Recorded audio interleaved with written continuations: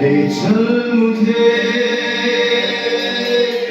ले चल मुझे तुझे जहाँ, ले चल मुझे, ले चल मुझे, ले चल मुझे तेरे सिंहासन के पास, ले चल मुझे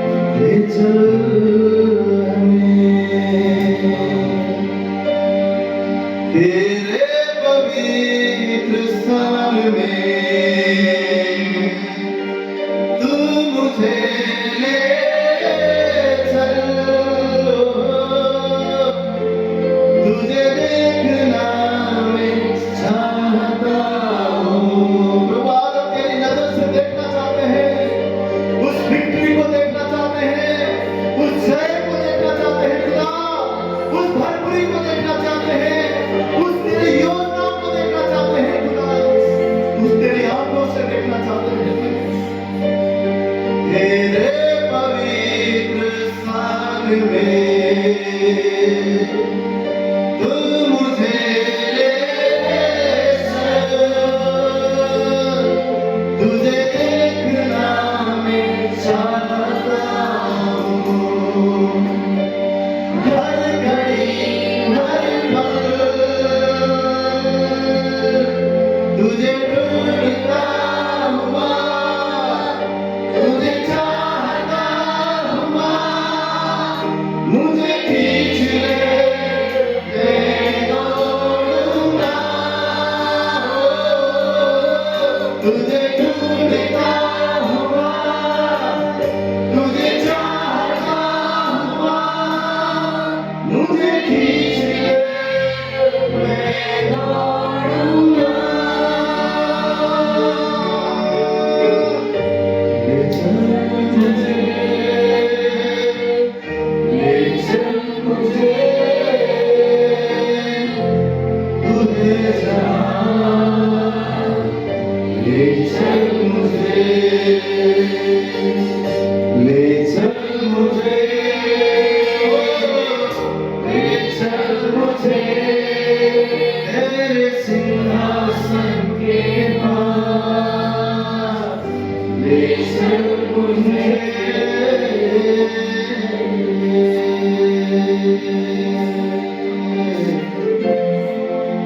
ले चल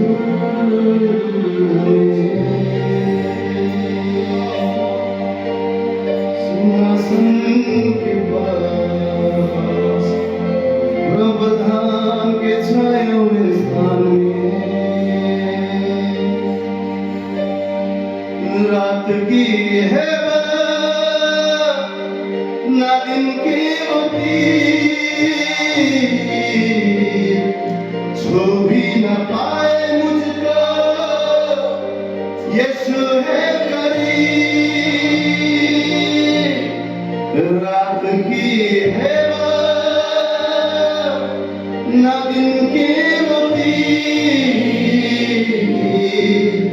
छू भी न पाए मुझको वो है करीब। हर आफतों से छुड़ाने वाला, मुश्किल में साथ निभाने वाला, यीशु कायम वो रहेगा, वो कायम रहेगा, वो कायम रहेगा, वो कायम रहेगा। जो हफ्ता के फर्द में रहता, वो कादिर मुतलक के साए में सुकूनत करेगा, सुकूनत करेगा, सुकूनत करेगा, सुकूनत करेगा। अपने हाथों को ऊंचा उठाकर अपने लिए घोष करें। रात की है बात, ना दिन के वती, छू भी न पाए मुझको यीशु है करीब। रात की है बात, ना दिन के वती, छू भी न पाए मुझको यीशु है करीब। हर आफतों से छुड़ाने वाला, मुश्किल में साथ निभाने वाला, हर आफतों से छुड़ाने वाला, मुश्किल में साथ निभाने वाला, वो कायम रहेगा, वो कायम रहेगा, वो कायम रहेगा, वो कायम रहेगा।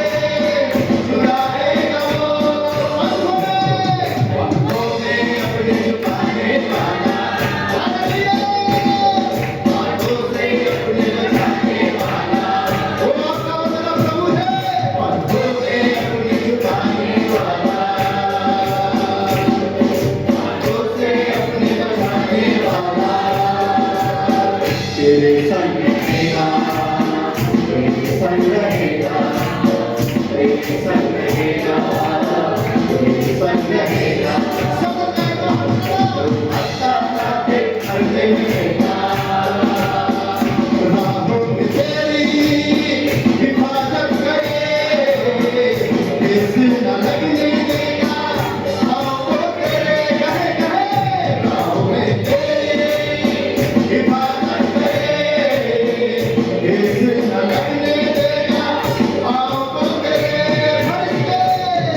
फरिश्ते तेरी संगाहों में, हमें मुझे आगे पीछे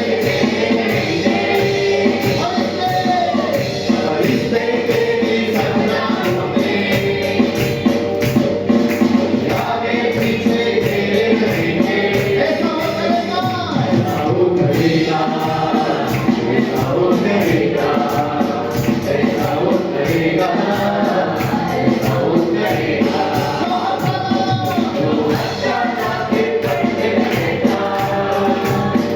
दिल से लगाया तूने खुदा से, तुझको बचाए हर एक वजह से। दिल से लगाया तूने खुदा से, तुझको बचाए हर एक वजह से। उस यीशु नाम को जब भी पुकारो, प्रभु यीशु नाम को जब भी पुकारो, उस यीशु नाम को, उस यीशु नाम को जब भी पुकारो, प्रभु यीशु नाम को, प्रभु यीशु नाम को जब भी पुकारो, तुम्हारी सुनेगा, तुम्हारी सुनेगा, तुम्हारी सुनेगा, तुम्हारी सुनेगा, तुम्हारी सुनेगा। जो हंसता के पर्दे में रहता, दिल से लगाया तूने खुदा से, तुझको बचाए हर एक वजह से। कहे दिल से लगाया तूने खुदा से, तुझको बचाए हर एक वजह से। उस यीशु नाम को जब भी पुकारो, यीशु नाम को जब भी पुकारो, उस यीशु नाम को जब भी पुकारो, जब यीशु नाम को जब भी पुकारो, तुम्हारी सुनेगा, तुम्हारा करेगा, तुमको छुड़ा के इज्जत को देगा, मुश्किल समय में संग रहेगा, हर एक घड़ी को पूरा करेगा, हाथ पकड़ के संग चलेगा, पूरा दिन तुम्हारी पूरी करेगा, उम्र बढ़ा के तुमको करेगा, उम्र बढ़ा के तुमको करेगा।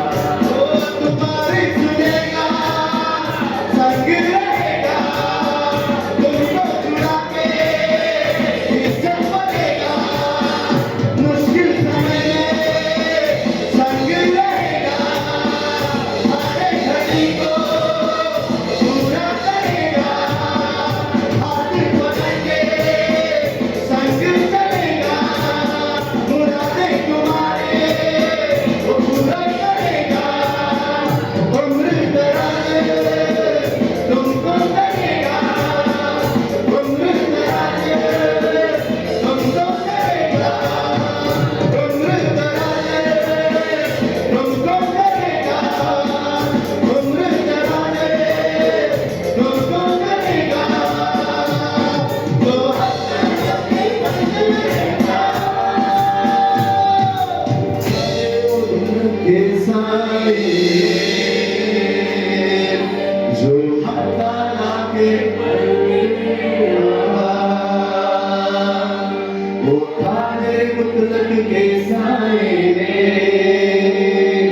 सुकून करेगा, सुकून करेगा, सुकून करेगा, सुकून करेगा, सुकून करेगा, सुकून करेगा, सुकून करेगा, सुकून करेगा। हालेलुया। आइए उस खुदावंद यीशु मसीह के लिए एक आपका उत्तम ताली।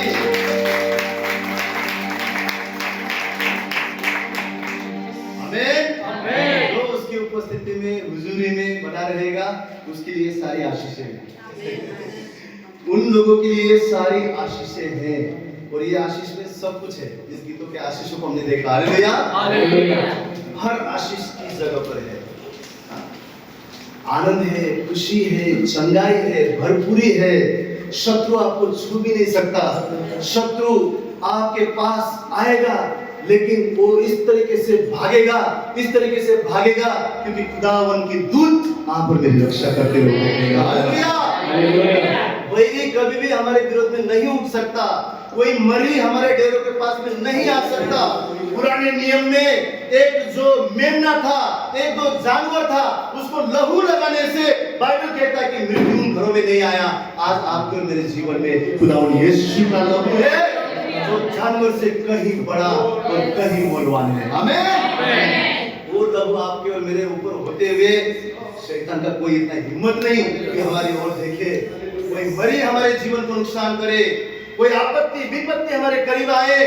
वो खुदावन हमारी रक्षा करने वाला परमेश्वर, वो हमारा रखवाला खुदा है। उसका वादा आप और मेरे लिए सच्चा है। आमीन। किनके लिए? हमारे लिए। और हम कौन हैं? मसीह में नया जीवन लाए हुए लोग। एक बहुत अच्छा परमेश्वर का वचन है। क्या बोलता है रोमियो की पुस्तक में? मसीह विश्वासियों के ऊपर, मसीह लोगों के ऊपर कोई भी दोष की आज्ञा नहीं है ना? कोई भी दोष की आज्ञा नहीं है। तो शत्रु हमारे ऊपर कैसे दोष लगा सकता है? परंतु आगे क्या लिखा है पता है? जो आत्मा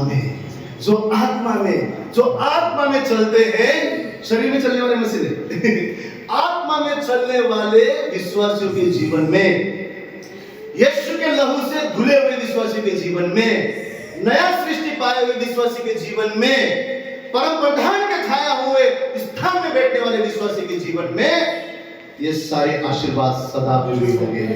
उस परमेश्वर का वादा है। हालेलुया। हालेलुया। शत्रुओं के बीच में आपको बिठा के वो भोजन देने वाला आपका परमेश्वर है, मेरा परमेश्वर है। कभी भी मुंह काला नहीं होगा। जो उसके ऊपर भरोसा करते हैं ना, कभी उनके मुंह काला नहीं होगा। मतलब हमें अपमान भी नहीं होने देगा, हमें उठाएगा, हमें चट्टान पर खड़ा करेगा।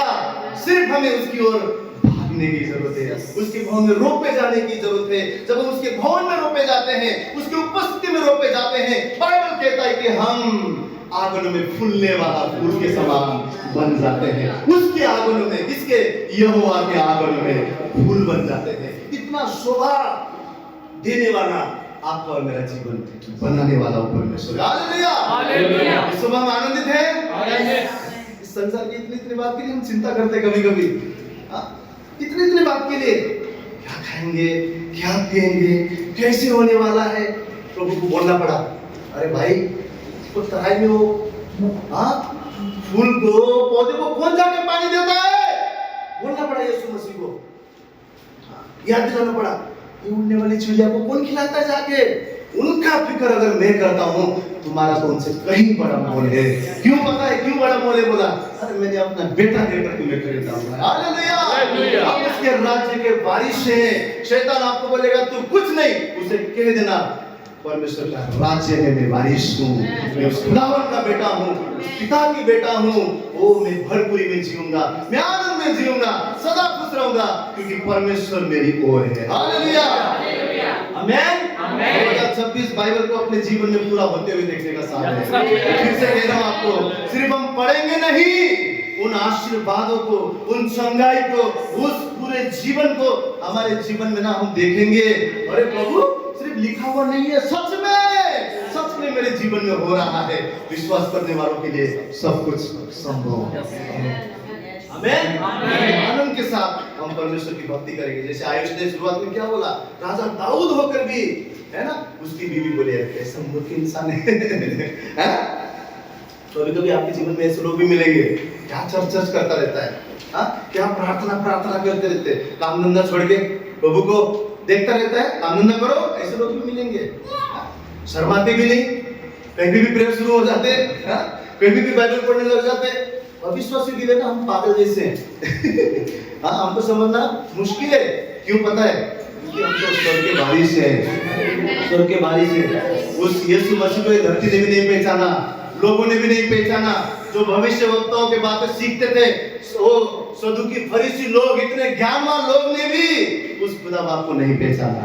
ये संसार नहीं पहचानेगा। आप और मैं उसके नूर है, उसके चमकते हुए बच्चे हैं। हालेलुया, चुने हुए बच्चे हैं। संसार नहीं जानेगा। और मैं आपसे कह देता हूँ, हम और आप उस नगर में बसे हुए, उस रोशनी के समान, उस शहर के समान है। परमेश्वर में आनंदित हो जाइए। सब कुछ आपका और मेरा है।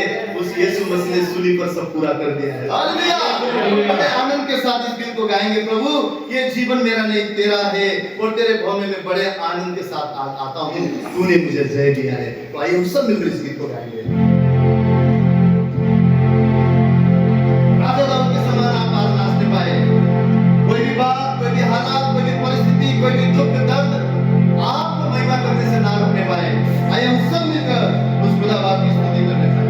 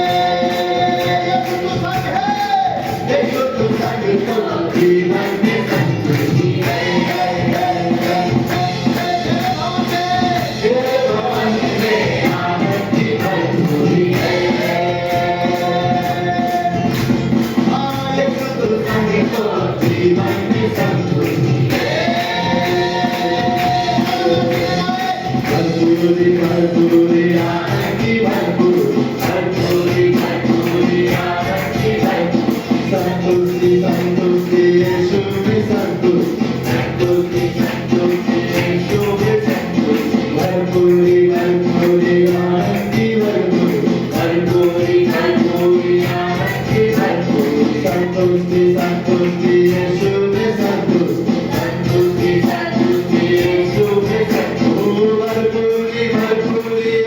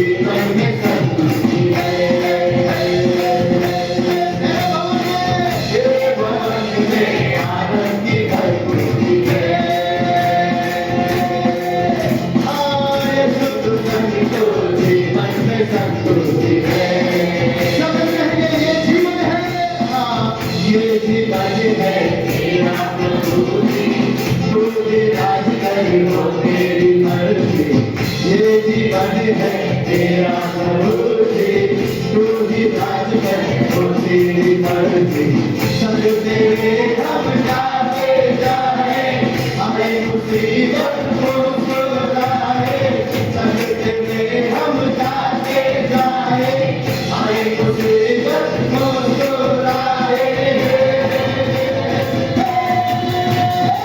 तेरे भवन में आनंद की अनुभूति है, यीशु तू संग तो जीवन में संतुष्टि है। तेरे भवन में यीशु, तेरे भवन में आनंद की अनुभूति है। सब आनंद के साथ उसी में बंद है, यीशु तू संग तो जीवन में संतुष्टि है। तेरे भवन में, अरे तेरे भवन में आनंद की अनुभूति है। ताने के साथ उसकी महिमा, यीशु तू संग तो जीवन में संतुष्टि है। यीशु की नाम की महिमा करे, ओ तेरे भवन में आनंद की अनुभूति है। ओ यीशु तू संग तो, यीशु तू संग तो, यीशु तू संग तो जीवन में संतुष्टि है। बोलो प्रभु यीशु मसीह की जय। जिंदा प्रभु यीशु मसीह की जय। हमें आनंद देने वाला प्रभु यीशु मसीह की जय। हालेलुया। सच में एक गीत में बोलता है कि भरपूरी भरपूरी कहाँ पे है परमेश्वर के मौजूदगी में। और एक चीज बड़ा अच्छा चीज लिखा हुआ है, संतुष्टि संतुष्टि यीशु में संतुष्टि। आज इस संसार में सब गड़बड़ क्या है पता है? संतुष्ट ना होना। हाँ, संतुष्ट ना होना, और चाहिए और चाहिए। वफादारी क्या है? परमेश्वर ने इतना दिया है ना, उसी में संतुष्ट बनना वफादारी है। क्योंकि हमको पता है प्रभु तूने इतना दिया है और तू अपने समय में बढ़ाने जा रहा है, अपने समय में बढ़ाने जा रहा है। कुछ भी हो सकता है, आपका धन, आपका संपत्ति, आपका बुद्धि, आपका ज्ञान, कहीं पे भी आप लालच नहीं कर सकते। आपको संतुष्टि रखना है, हर बातों में संतुष्टि रखना है। क्यों? क्योंकि उचित समय पर बढ़ाने वाला परमेश्वर अपने समय में हमारे जीवन में उन चीजों को ऐड करते जाएगा। और आज इस संसार में कोई भी आनंद में नहीं है। क्यों पता है? उसने घर ले लिया, मेरे को भी लेना है, चाहे कुछ भी हो जाए। कुछ भी हो जाए, उसने गाड़ी ले लिया, मेरे को उससे बड़ा लेना है। मैंने एक जन को कहते हुए सुना है, अरे उसका बेटा तो 22 साल की उम्र में है ना, इतने लाखों का कमा रहा है, तू तो घर में पड़ा हुआ है। क्यों? दूसरे ने किया, हमने नहीं किया। और मसीह लोग जिन्होंने परमेश्वर के प्लान को जो जान जाता है, जो परमेश्वर में संतुष्ट रहता है, उसको पता है दूसरों के आशीष में भी खुश कैसे रहना है ना? दो भाई थे ना, दो भाई थे, एक भाई के अर्पण में दूसरा भाई जल गया। जल गया। जलन है परमेश्वर के लोगों में नहीं, संसार में जलन है, शरीर में जलन है। लेकिन विश्वासी कौन है? जो दूसरे की उन्नति में भी प्रभु को धन्यवाद करता है और अपने में भी प्रभु को कहता है, प्रभु तेरे समय पर तेरी भलाई को मैं देखने जा रहा हूँ, और जो भी कुछ है प्रभु मैं उसके लिए तुझे धन्यवाद करता हूँ। धन्यवाद करता हूँ छोटे घर के लिए, धन्यवाद करता हूँ छोटा सैलरी के लिए, धन्यवाद करता हूँ प्रभु मेरे संतान, छोटे परिवार है, कोई बात नहीं प्रभु धन्यवाद, छोटा कार्य है, कोई बात नहीं प्रभु धन्यवाद, क्योंकि मैं जानता हूँ तुझ में मैं संतुष्ट हूँ। तेरे समय पर मुझे तू उमड़ता हुआ प्याला बनाने। Hallelujah, hallelujah. जब आप परमेश्वर में संतुष्ट हो जाते हैं, कोई आपको दुखी नहीं कर सकता। आप हर समय आनंदित रहेंगे, क्योंकि आप जानते हैं आने वाला समय परमेश्वर मुझे ब्लेस करने जा रहा है। अब्राहम के आशीर्वादों को मेरे जीवन में, मेरे घराना में देखने जा रहा हूँ। हालेलुया। लेकिन विश्वास करते हैं कि परमेश्वर कार्य कर रहा है। हालेलुया। परमेश्वर कार्य कर रहा है। बोलिए कार्य कर रहा है, नया कार्य कर रहा है। मैं फिर से बोलूंगा, हमारा काम क्या रहता है? घटक पटक के रिपेयर करके हमारे जीवन को चलाते हैं। परमेश्वर नया करता है। बाइबल बोलता है मैं नया करूंगा, नया करूंगा, नया करूंगा। आप सिचुएशन को देख के बोल रहे शायद ये थोड़ा संवर जाए, थोड़ा सा बदल जाए, प्रभु आपको सिचुएशन को उल्टा करके सब कुछ नया कर देगा। आप बोलेंगे प्रभु ये प्याला तूने दिया हुआ है, ये आनंद का प्याला तूने दिया हुआ है, प्रभु मैं तेरा धन्यवाद करता हूँ। परमेश्वर हमारा खुदा हमारी मांगने से भी बड़ा कार्य करने का सामर्थ्य रखता है। इसलिए प्रभु बोलता है तुम्हारा मार्ग और मेरा मार्ग फर्क है। तुमने इसलिए नहीं पाया क्योंकि मुझसे तुमने नहीं मांगा। हम उससे मांगेंगे और सदा उसने दी हुई चीजों पर संतुष्ट रहेंगे। यही हमारा आनंद होने का वो एक रीजन है कि जो भी प्रभु ने दिया है उसके लिए आप धन्यवाद करें। प्रभु धन्यवाद, धन्यवाद, धन्यवाद। थोड़ा है प्रभु धन्यवाद। मैं तेरे उपकारों के लिए धन्यवाद करता हूँ। परमेश्वर आपको आशीर्वाद करते जाएगा। ये समय है हम उस खुदा बाप को बोले, उस यीशु को बोले कि प्रभु तू मेरा बल है, तू मेरी शक्ति है। यूहन्ना की पुस्तक में वचन लिखा हुआ है, क्या मुझसे अलग होकर तुम कुछ भी नहीं कर सकते हो। तुम मुझमें बने रहो और मैं तुम में बना रहूंगा और जो तुम मांगोगे मैं तुम्हारे लिए करूंगा। सब कुछ करने के लिए तैयार है, लेकिन पहला चीज क्या है, हमें उसके पास आने की जरूरत है, उसमें बने रहने की जरूरत है। आइए हम सब उस परमेश्वर को कहें, प्रभु तू मेरा बल है, तू मेरे जीवन की खूबसूरती है। प्रभु तू मेरे जीवन में सब बातों से बढ़कर है। हर समय प्रभु मैं जान जाऊं कि तेरी नजर मुझ पर है। मेरा सहारा, मेरा भरोसा तू है। आइए हम सब मिलकर उस परमेश्वर की आराधना पूरी आत्मा और सच्चाई से करें। इस समय उस खुदा से कहने की जरूरत है कि प्रभु मेरे जीवन का चरवाहा तू है। आह यीशु राजा, मेरे नाव पर तू कप्तान बन। प्रभु मुझे मार्गदर्शन कर, मुझे अगुवाई कर, तेरे प्लान के बीचों बीच मुझे लेकर चल। खुदा मेरी नहीं तेरी मर्जी पूरी हो जाए, तेरी खूबसूरती मेरे जीवन में आ जाए। प्रभु मैं तेरी ओर आता हूं। मेरा सहारा, मेरा रहबर, मेरे छुड़ाने वाला और सदा मेरे संग रहने वाला प्रभु तू है। तेरे बिना मैं कुछ भी नहीं। तू मेरा बल है प्रभु, तू मेरा बल है प्रभु, तू मेरा बल है प्रभु, तू मेरा बल है प्रभु।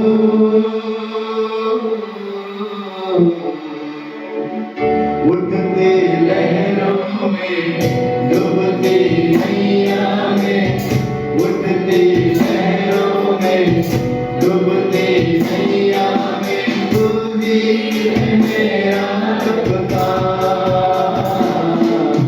संग मेरे इस दरमिया तू ही है मेरा कप्तान। संग मेरे इस दरमिया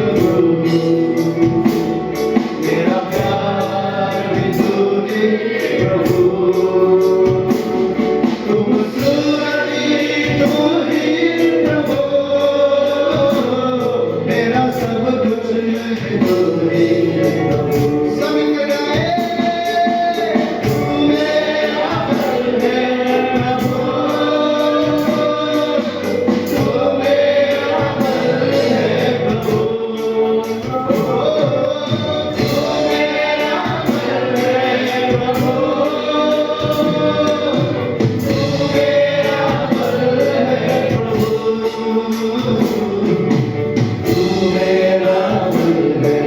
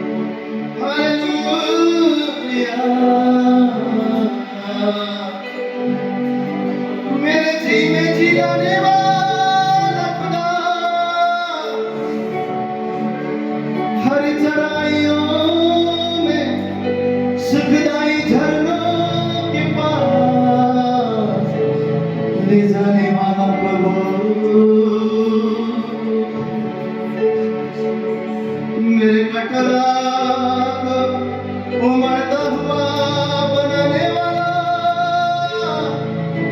यीशु तू मेरा बल है,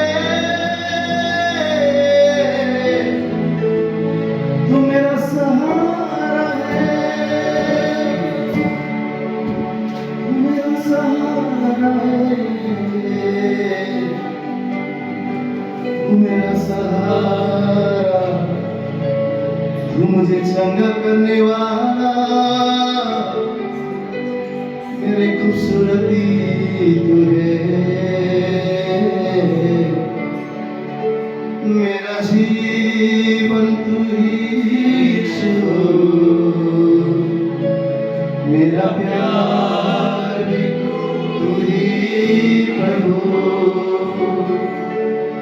खूबसूरती तू ही प्रभु, मेरा सब कुछ है तू ही प्रभु। इतनी सी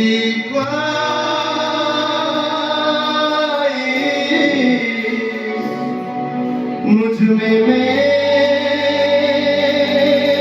नहीं तू दिखे,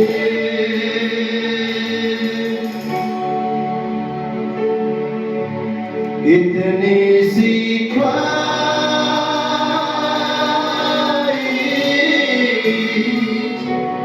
मुझ में नहीं तू दिखे।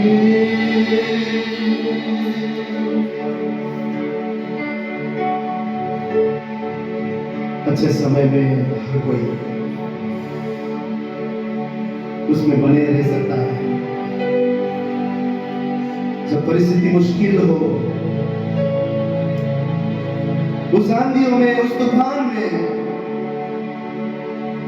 उस दुख के समय में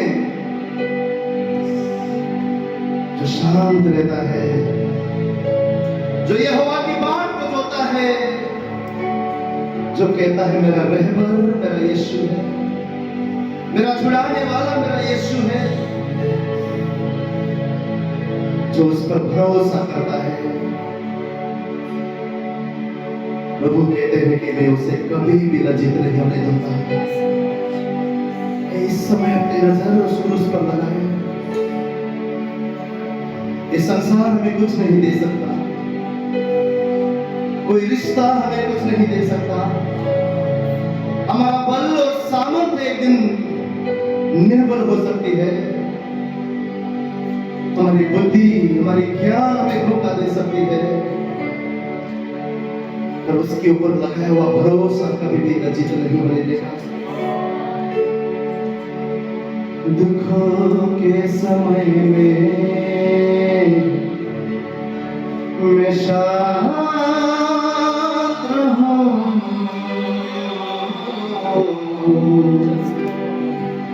और जानो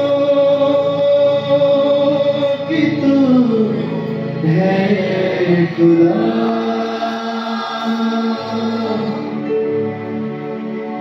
गम के समय में मैं शांत रहूं,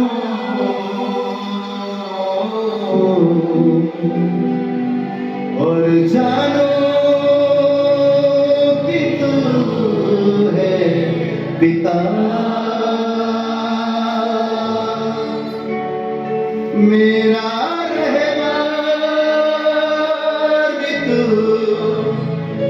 मेरा छुड़ाने वाला भी तू, मेरा सहारा है तू, मेरा हरदम भी तू, मेरा रहबर भी तू, मेरा छुड़ाने वाला भी तू।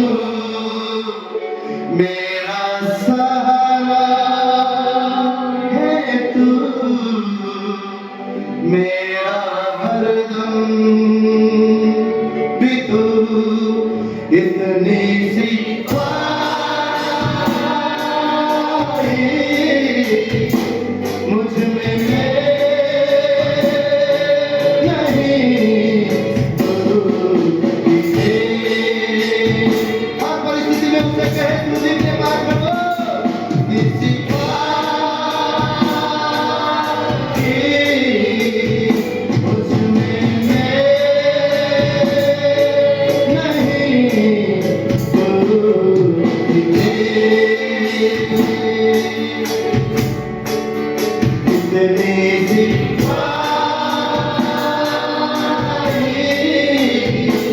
मुझ में नहीं तू दिखे।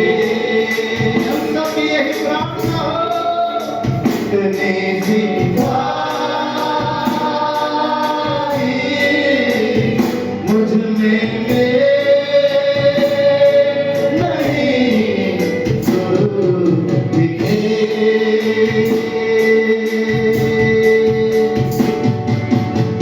मेरे जीवन से महिमा तुमको मिले। हालेलुया। मेरे शब्दों से आकर तुमको मिले। इतनी सी ख्वाहिश मुझ में नहीं तू दिखे। हाथ को उठाकर इतनी सी ख्वाहिश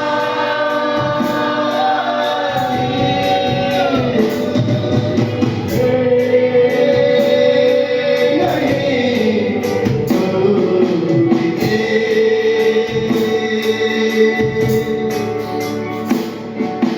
दुखों के समय में मैं शांत हूँ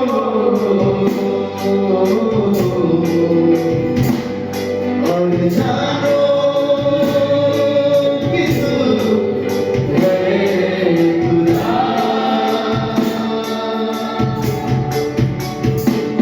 मेरे गम के समय में मैं शांत हूँ और जानो कि तू है पिता। मेरा रहमान तू, मेरा छुड़ाने वाला भी तू, मेरा सहारा है तू, मेरा हमदम भी तू। इतनी सी ख्वाहिश मुझ में नहीं तू दिखे। इतनी सी ख्वाहिश मुझ में नहीं तू दिखे। इतनी सी ख्वाहिश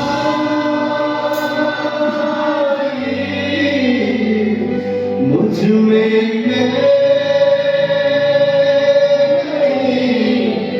तू दिखे। कोई भी खामोश ना रहे, उस परमेश्वर से कहने का है, इतनी सी ख्वाहिश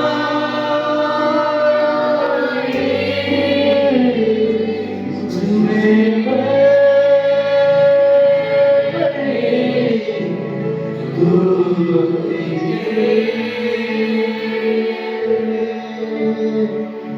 इतनी सी ख्वाहिश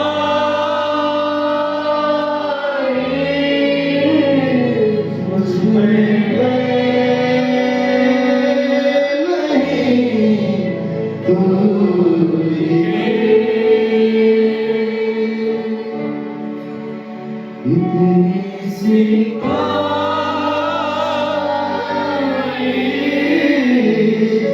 मुझ में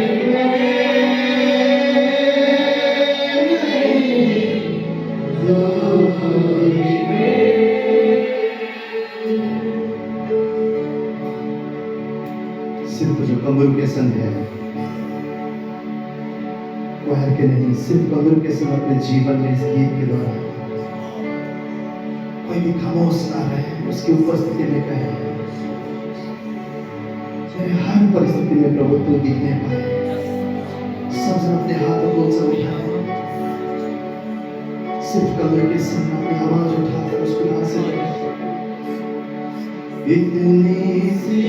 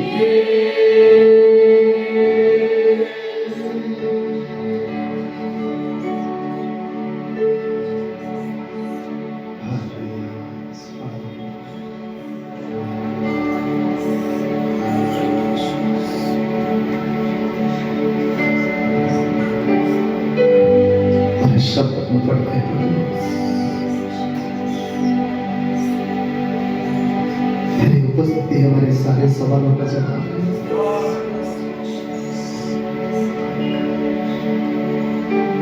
तूने कहा डरो मत, चुपचाप खड़े रहो, डरो मत, चुपचाप खड़े रहो। तू कहता है वो मेरे हाथ के काम को देखो। हम क्यों डरे प्रभु? किस बात से घबराए? हम क्यों चिंता करें खुदा? तू हमारे संग है, तू हमारा भरोसा है, तू हमारा बल है, तू आशाहीनों का आशा है प्रभु। तू रात में भी सुंदर तलाने वाला परमेश्वर है। रेगिस्तान में नदियां बहाने वाला, असंभव को संभव करने वाला। तुम्हारे जीवन का खूबसूरती है प्रभु, तुम्हारे जीवन का आधार है।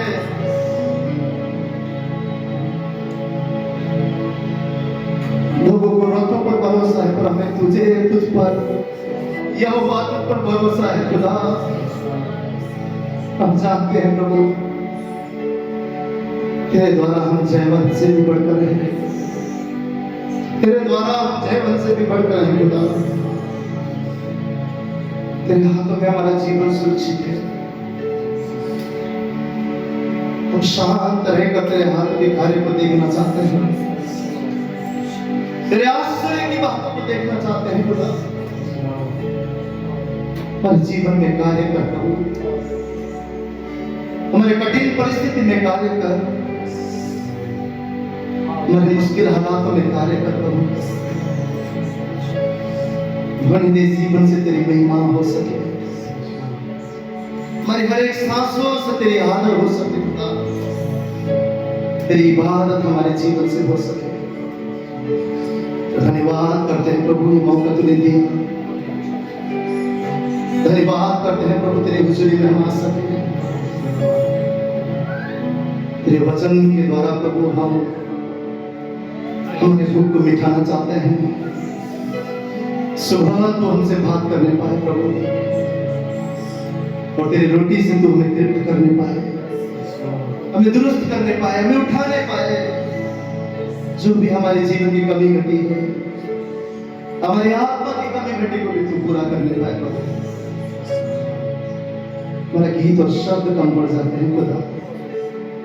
कैसे तेरी महिमा कर सकते, कैसे तेरे लिए गाए प्रभु, कितनी तेरी तारीफ करें खुदा।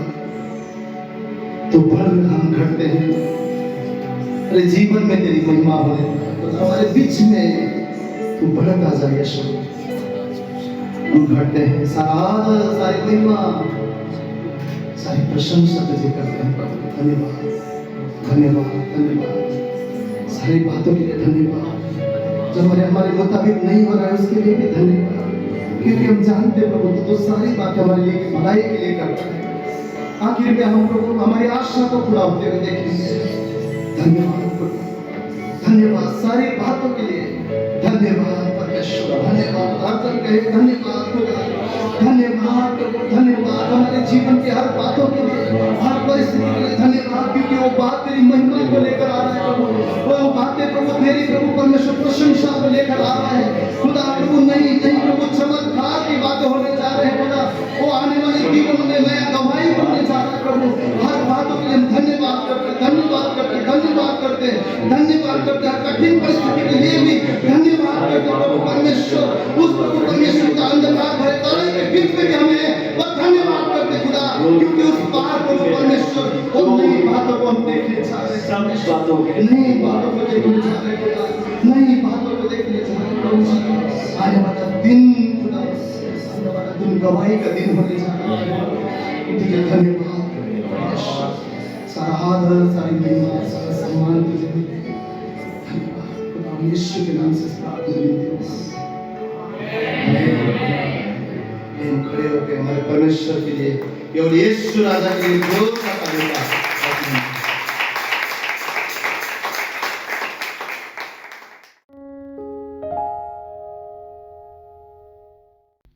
भजन संहिता 71, आज मैं आपके साथ उसके 17वें वचन से बांटना चाहता हूं। ये वचन ये जो भजन है ये बहुत खास है, क्योंकि ये दाऊद अपनी, बाइबल कहती है कि वृद्धावस्था में ये भजन ये लिखता है। दाऊद ने बहुत से भजन लिखे हैं, अपनी जवानी में लिखे, मिडिल एज में लिखे, और जो ये भजन है ये इसकी एक अच्छी उम्र हो गई है, और वहाँ पर वो चीज़ों को ना अब बेहतर तरीके से देख पा रहा है। कमाल की बात है ना, जब हम जवान होते हैं हम कहते हैं, जवान बच्चे अच्छा देख लेते हैं। कभी कभी हम कुछ चीज़ें पढ़ नहीं पाते, जवान बच्चों को बोलो वो अंधेरे में भी पढ़ लेते हैं और बता देते हैं कि यहाँ ये लिखा है। पर यहाँ बाइबल कह रही है कि जब उम्र एक बढ़ जाती है ना, हमारी एक उम्र में हम पहुंच जाते हैं, तब हम जान पाते हैं कि हमारे लिए क्या सही और क्या गलत है। चाहे हमारी आंखों से हमें धुंधला दिखना शुरू हो जाता है, पर वो तजुर्बा परमेश्वर के साथ हमें बताता है हमारे लिए क्या सही और क्या गलत है। यहाँ पर दाऊद मैं जब पढ़ रहा था भजन संहिता 71 और लिखा है कि वृद्धावस्था में, तो फिर मैं ढूंढने लगा इतिहास में से, तो लिखा है कि करीबन दाऊद की उम्र वहाँ 65 से 70 साल के बीच की थी जब दाऊद ने ये भजन लिखा। और तब दाऊद चीज़ों को समझने लगा, लोगों को समझने लगा और अपनी परिस्थितियों को समझने लगा। ये वो दाऊद है जो ऐसे समय पे ये भजन लिख रहा है। उस दाऊद ने जिसने अपने जीवन में बड़े स्ट्रगल्स देखे, बहुत स्ट्रगल देखे। हम बहुत बार उसके गीत गाते हैं कि दाऊद खुद कहता है, वो क्या बोलता है, उसको गोलियत को तू तो क्या लेकर मेरे सामने आता है, भाला और सांग को लेकर मेरे सामने था, और मैं सेनाओं के यहोवा के नाम से। दाऊद ये जब भजन लिख रहा है वो सब कुछ याद कर रहा है। मैंने तो बड़े डायलॉग बोले हैं परमेश्वर के नाम से, बहुत मैंने बातें बोली हैं। वो कहता है, हे पलिश्ती तू क्या है जो जीवित परमेश्वर की सेना को ललकारे। दाऊद ने बहुत पर दाऊद को जब ये 70 साल का हो गया, दाऊद यहाँ पर लड़ाइयाँ बाहर की खत्म हो गई, बाहर की लड़ाइयाँ दाऊद की खत्म हो गई, युद्ध खत्म हो गए। अभी जीवन में बाहर से लड़ाइयाँ नहीं है, बाहर से स्थिर हो गया दाऊद, और अंदर से लड़ाइयाँ अब वहाँ शुरू हो रही हैं। अब उसके बेटे उसके खिलाफ हो रहे हैं। बाइबल कहती है उसका जो अपना बेटा है ना, वो अबशलोम उसके खिलाफ हो रहा है। उसकी दूसरी वाइफ हगीत का पुत्र लिखा है हदनोई उसके खिलाफ हो रहा है। अलग अलग चैलेंजेस वो उसके अंदर आ रहे हैं। दाऊद बाहर शत्रुओं से जयवंत हो गया, अभी अंदर कैसे करे। कई बार हम जब बाहर मुश्किलें आती हैं तो आके घर पे किसको बताते हैं, अपने घर में बताते हैं ना, अपने बच्चों को, अपनी पत्नी को कि बाहर बड़े चैलेंजेस हैं, चलो बैठ के प्रार्थना करते हैं। पर अगर चैलेंजेस घर आ जाएं फिर कहाँ बात करें। फिर दाऊद कहता है अब तो परमेश्वर के पास जाना है। तो घर में भी जगह नहीं है कि मैं अपने बच्चों के साथ में नहीं बात कर सकता, वो भी विरोध हो गए हैं। अब तो मुझे परमेश्वर के पास जाना है। दाऊद बाहर से युद्ध बड़े जीत गया। कई बार हम बाहर से बड़े युद्ध जीत सकते हैं, अपने घर में ना हम लड़ाइयाँ लड़ने में असमर्थ हो जाते हैं, क्योंकि अपनों से कैसे लड़ाइयाँ लड़ेंगे। यहाँ पर ये इतनी सच्ची बात, ये जो भजन है इतना अद्भुत लिखा गया है। मैं चाहता हूँ इसका 17वां वचन हम लोग सब पढ़ेंगे। यहाँ पर दाऊद कह रहा है 17वें वचन में, हे परमेश्वर, तू तो मुझको बचपन ही से सिखाता आया है और अब तक मैं तेरे आश्चर्य कर्मों का प्रचार करता आया हूं। दाऊद कह रहा है यहां पर तू तो मुझे बचपन ही से सिखाता आया है। और 18वां वचन भी हम पढ़ेंगे। यहां पर वो एक बात कहता है, इसलिए हे परमेश्वर, अब मैं बूढ़ा हो गया हूं और अब मेरे बाल पक गए हैं, तब भी तू मुझे ना छोड़, जब तक मैं आने वाली पीढ़ी के लोगों को तेरा बाहुबल और सब उत्पन्न होने वालों को तेरे पराक्रम को ना सुनाऊं। दाऊद कह रहा है अब मैं बूढ़ा हो गया हूं, मेरे बाल पक गए हैं, पर मैं एक बात चाहता हूं परमेश्वर, जब मैं बचपन से मैं सीखता हुआ आया और अब भी मैं तेरा प्रचार कर रहा हूं, मैं चाहता हूं प्रभु, मैं एक बात तो जानता हूं, इस संसार के स्ट्रगल्स और इन संसार में बहुत सारे चैलेंजेस हैं, मैंने बहुत बार जय भी पाई, पर आज घर के दुश्मन भी मेरे साथ है। पर एक बात मैं जानता हूं, मैंने तुझसे ना बचपन से सीखा है, तूने मुझे संभाला है, आज भी तेरे वचन का प्रचार कर रहा हूं। ये एक चीज़ जो मेरे जीवन में सच्चाई है। और मैं एक बात चाहता हूं कि मैं ना अभी मेरी जो आने वाली पीढ़ियां उत्पन्न होगी ना, मैं चाहता हूं मैं उनको भी तेरा प्रचार करूं। मेरी और आपकी ना ये प्रार्थना हो खुदाबंद, मैंने ना बचपन से तुझे थाम कर चला है,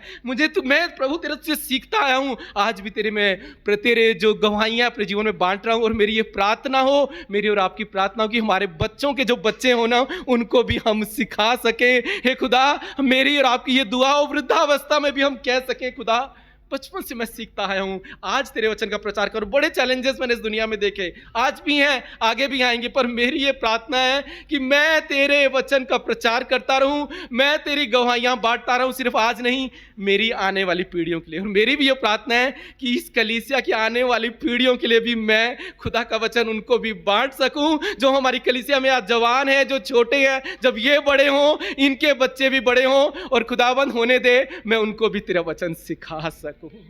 ये मेरी और आपकी ना, ये हमारे अंदर दुआ होनी चाहिए प्रभु, कि मैं दाऊद की इस प्रार्थना को मैं और आप बिना अपने जीवन का हिस्सा बना लें। दाऊद कह रहा है, वो खुदाबंद, मैं जानता हूं, जब मैं बड़े बड़े वो उसने डायलॉग बोले, यहोवा मेरा चरवाहा है, कोई घटी मुझ नहीं। ये बहुत आसान है, पता है, ये हर जगह लिखा रहता है और बहुत आसान है, सब पढ़ जाते हैं, यहोवा मेरा चरवाहा है, कोई घटी। पर ये यहोवा आपका चरवाहा जीवन भर बना रहे, वृद्धावस्था में भी बना रहे। और आप जानो कि अब तो मैं अपनी इस पीढ़ी को, आने वाली पीढ़ी को भी बताऊंगा, यहोवा मेरा चरवाहा है और कोई घटी मुझे नहीं है।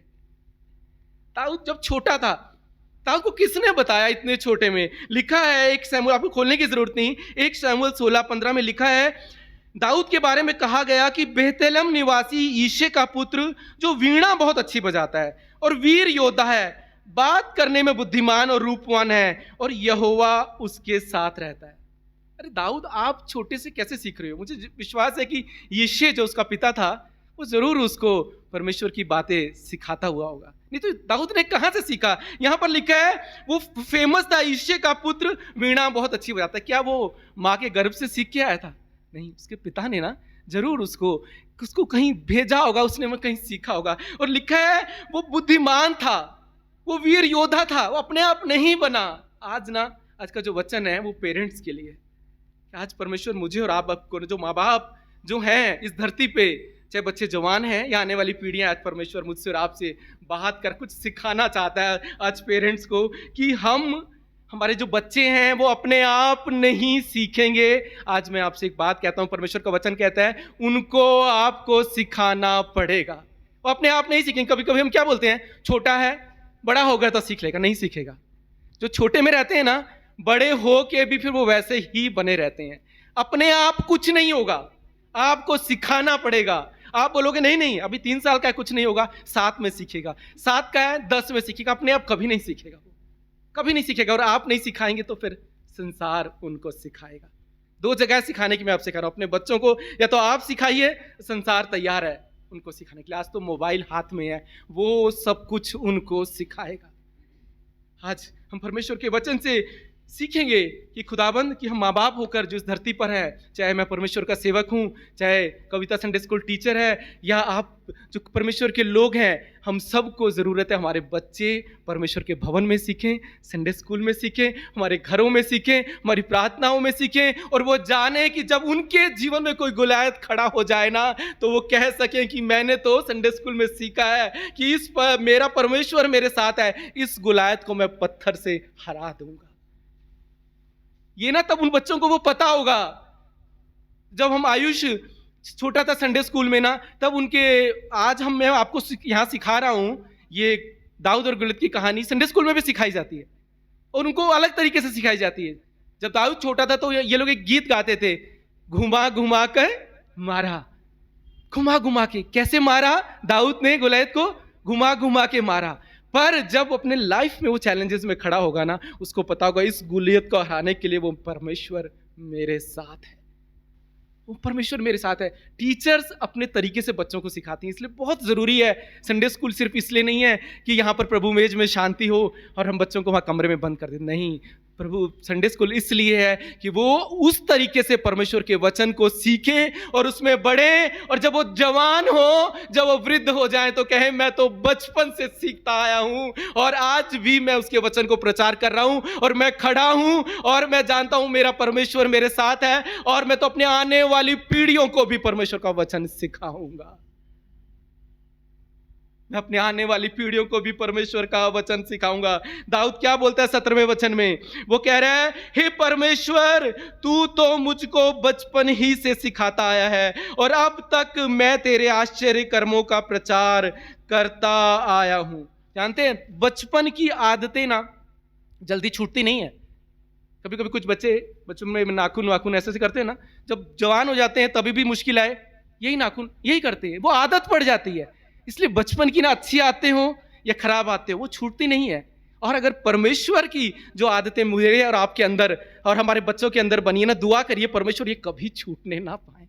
बुरी आदतें नहीं छूटती हैं बचपन की, पर होने दे खुदा हमारे बच्चों ने ना प्रार्थना कीजिए, जो बचपन से सीखा है, जो मैंने उसको सिखाया है, जो मैंने प्रार्थनाएं की हैं, परमेश्वर वो कभी उनके जीवन से छूटेंगे नहीं, वो बने रहेंगे। और जब वो बड़े होंगे, खुदाबंद जब गुलायत उनके सामने आएगा, वो कहेंगे मेरे संडे स्कूल में मेरे संडे स्कूल टीचर ने मुझे सिखाया था, मैं नाचता था, पर आज मैं जान गया कि मुझे कैसे गुलायत के सामने खड़ा होना है। तब हम समझ पाएंगे। यहां दाऊद मुझे और आपको सिखा रहा है, नीति वचन 22:6 में लिखा है, लड़के को उस मार्ग की शिक्षा दे जिसमें उसे चलना चाहिए और वह बुढ़ापे में भी उससे ना हटेगा। क्या लिखा है?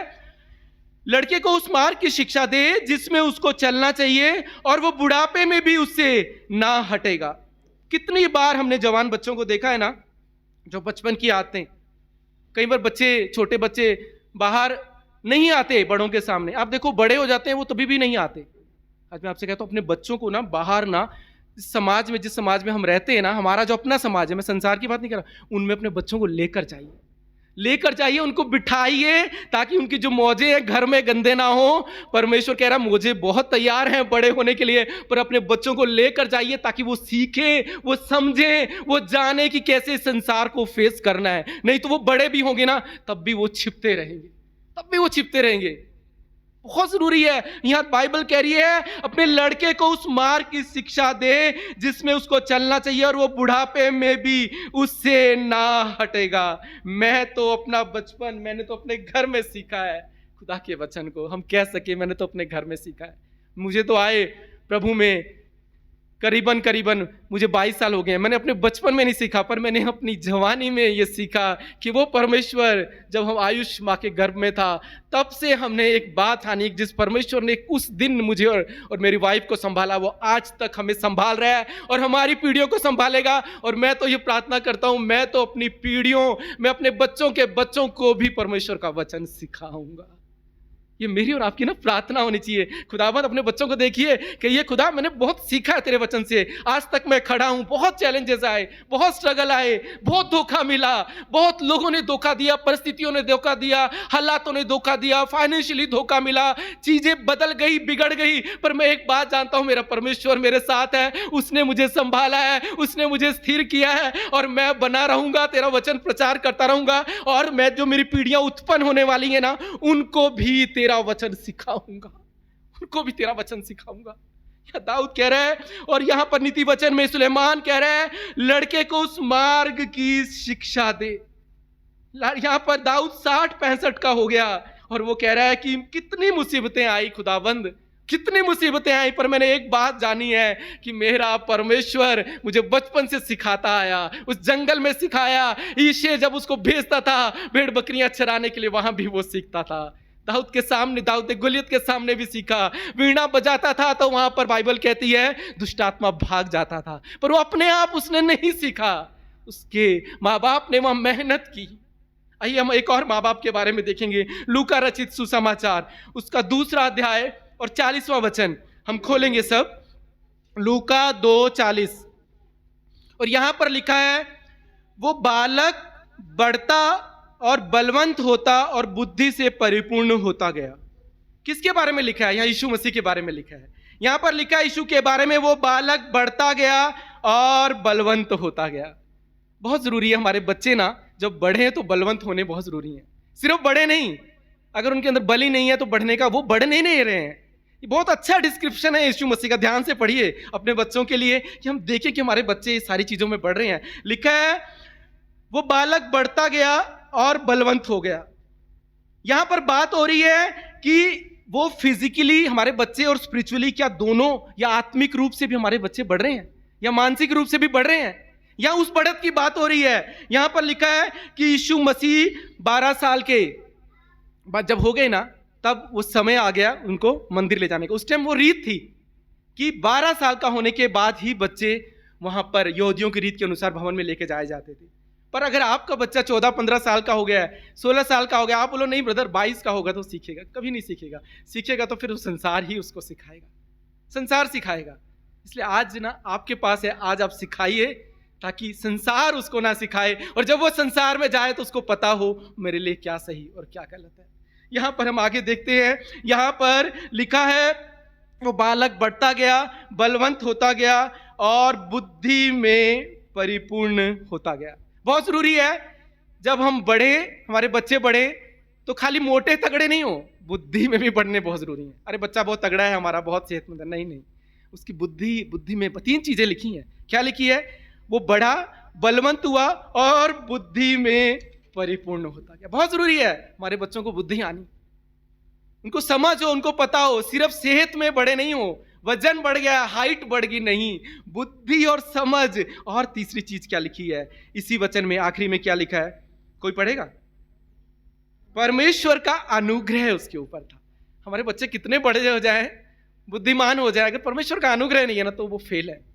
इसलिए अपने बच्चों को सिखाइए, आप कितने बड़े हो गए, कितने बुद्धिमान हो गए, परमेश्वर के अनुग्रह में बने रहिए, तभी आप बने रहोगे, तभी आप ऊंचाइयों तक जाओगे। यहां पर ये जो डिस्क्रिप्शन यीशु मसीह का है इतना साफ और क्लियर है। ये 4 बातें आप ठान लीजिए आपके बच्चों में। आपके बच्चे बढ़ने जरूरी हैं, वो मजबूत होने जरूरी हैं, वो बुद्धि में बढ़ने जरूरी नहीं है, और खुदा के अनुग्रह में उनका रहना बहुत जरूरी है। क्या मेरे और आपके बच्चे ये चारों चीजों में बढ़ रहे हैं? आज मुझे और आपको जांचने की जरूरत है। आगे लिखा है लूका 2:41, आगे हम पढ़ेंगे। लिखा है उसके माता पिता प्रति वर्ष फसह के पर्व में यरूशलेम जाया करते थे। प्रति वर्ष माता पिता का एक नियम था कि वो हर साल फसह के पर्व में यरूशलेम जाया करते थे। और अगला वचन सुने, पढ़ेंगे लूका 2:42। यहां लिखा है जब यीशु मसीह 12 वर्ष के हुए तो वो पर्व की रीति के अनुसार यरूशलेम को गए।